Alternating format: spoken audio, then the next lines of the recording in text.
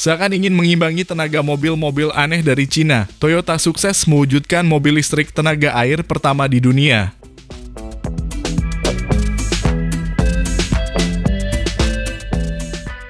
Di sisi Cina, mereka memang banyak memikirkan teknologi terbarukan, seperti yang terbaru adalah penciptaan mobil listrik tenaga nuklir. Di masa mendatang sepertinya bukan era perang-perang senjata lagi, tapi lebih ke perang teknologi dan ekonomi.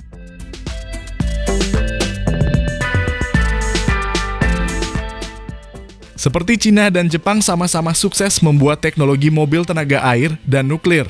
Seperti dalam video berikut, kami akan mengulas dua teknologi mobil listrik dengan dua pabrikan serta dua negara berbeda ini. Simak ulasannya dari kami.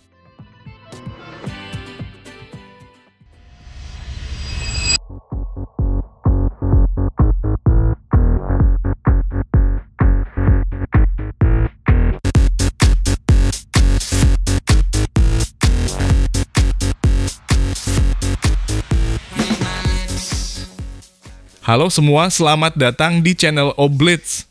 Kami mulai dengan teknologi mobil listrik tenaga nuklir dari Cina. Baterai BV100 ini menghasilkan listrik dengan memanfaatkan energi yang dipancarkan oleh isotop radioaktif nikel atau nikel 63 yang meluruh. Di antara lapisan nikel 63 ini terdapat lempengan semikonduktor berlian kristal tunggal yang tebalnya hanya 10 mikron.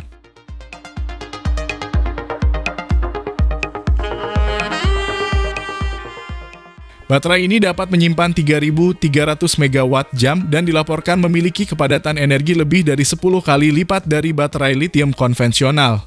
Menurut Betavolt, baterai ini akan mampu mempertahankan outputnya hingga 50 tahun tanpa perlu pengisian daya atau perawatan. Super sekali bukan?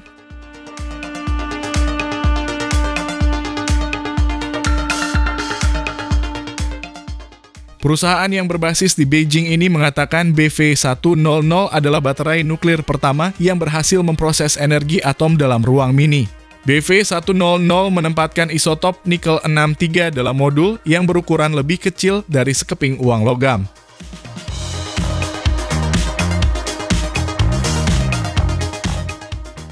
Betavolt mengatakan baterai ini sudah memasuki tahap uji coba dan rencananya akan diproduksi massal untuk penggunaan komersial seperti ponsel, drone, bahkan mobil.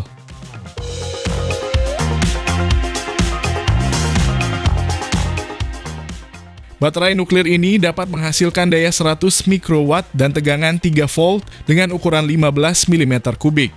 Karena ukurannya yang mungil, baterai ini bisa dipasang dalam jumlah banyak untuk menghasilkan energi lebih besar. Kedepan, perusahaan juga berencana memproduksi baterai dengan daya 1 watt mulai tahun 2025.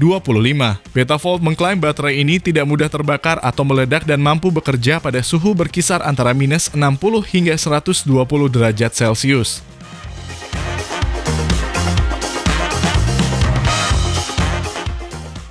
Baterai bertenaga nuklir sebenarnya bukan hal baru.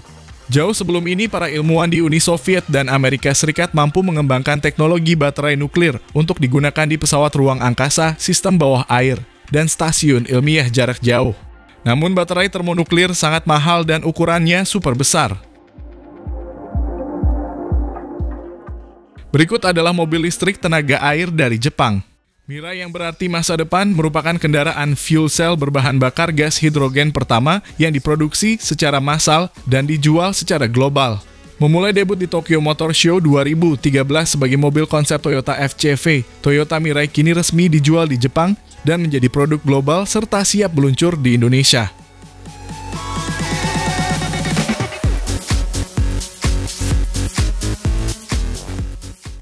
Berbeda dengan BEV atau Battery Electric Vehicle yang mengambil tenaga listrik dari luar mobil, Toyota Mirai memproduksi tenaga listrik sendiri dengan menggunakan gas hidrogen. FCEV ini juga tidak memiliki mesin bensin untuk menghasilkan tenaga listrik layaknya HEV.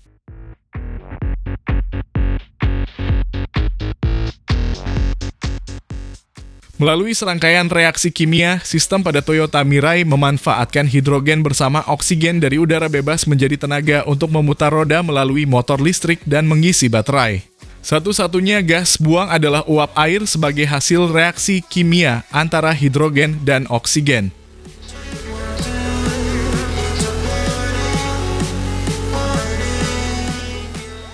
Sistem yang diberi nama Toyota Fuel Cell System ini memakai teknologi sel bahan bakar bersama Fuel Cell Stack, FC Boost Converter, dan tangki hidrogen bertekanan tinggi. Toyota Fuel Cell System lebih hemat energi dibandingkan mesin pembakaran internal dan tidak mengeluarkan CO2 atau polusi udara lainnya.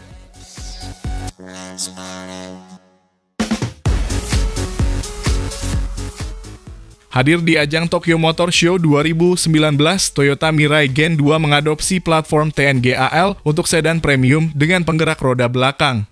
Mobil ini mengombinasikan desain atraktif dan agresif, keandalan di jalan dengan pengalaman berkendara mengesankan, performa menghibur, dan penambahan daya tempuh.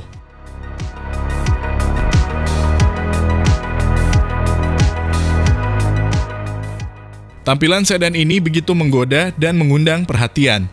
Desain ala keren look yang syarat guratan tajam dan agresif semakin terlihat dominan dengan penggunaan pelek alloy 20 inci. Kesan sporty kental terasa dan menyiratkan performance yang sporty.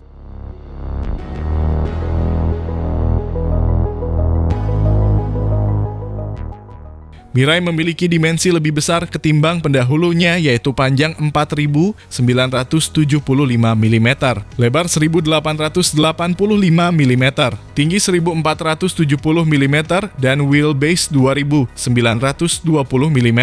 Kombinasi dimensi ini memastikan 5 penumpang merasa nyaman, tapi mobil tidak kehilangan aroma sporty dan dinamis.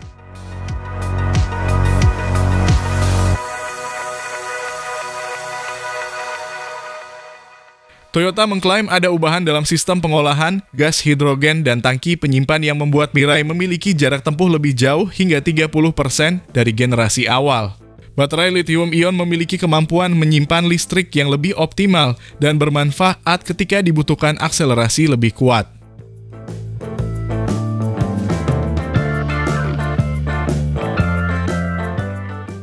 Dengan tenaga mencapai 182 PS, jarak tempuhnya meningkat menjadi sekitar 850 km. Mirai juga direvisi agar memiliki aliran tenaga yang lebih halus dan tidak seketika ala mobil listrik, namun tetap responsif ketika dibutuhkan.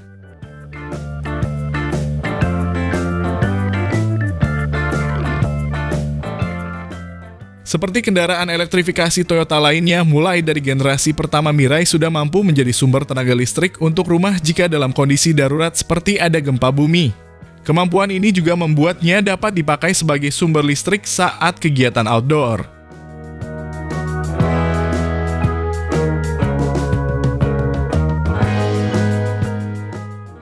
Mirai dengan jelas menunjukkan aspek beyond emissions dengan menyoroti keunggulan mobilitas listrik tanpa emisi sambil memberikan keamanan, kenyamanan, jangkauan yang lebih luas, dan kemudahan pengisian ulang dengan durasi yang semakin cepat.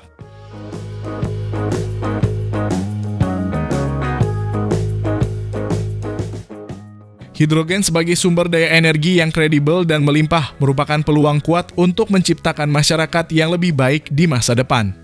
Tidak hanya memberikan mobilitas nol emisi untuk transportasi jalan, tetapi juga untuk kereta api, kapal, dan pesawat terbang, termasuk menghasilkan energi untuk industri, perusahaan, dan rumah tangga.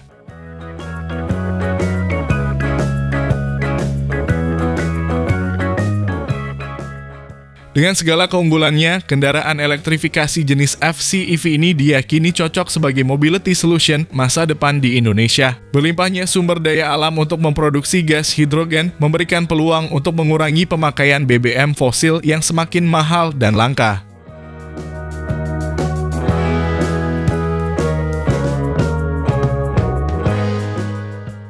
Lalu bagaimana menurut pendapat Anda mengenai dari dua teknologi canggih untuk mobil di masa depan ini? Jika nanti ada yang beri Anda gratis, Anda pilih mana? Mohon sampaikan di kolom komentar.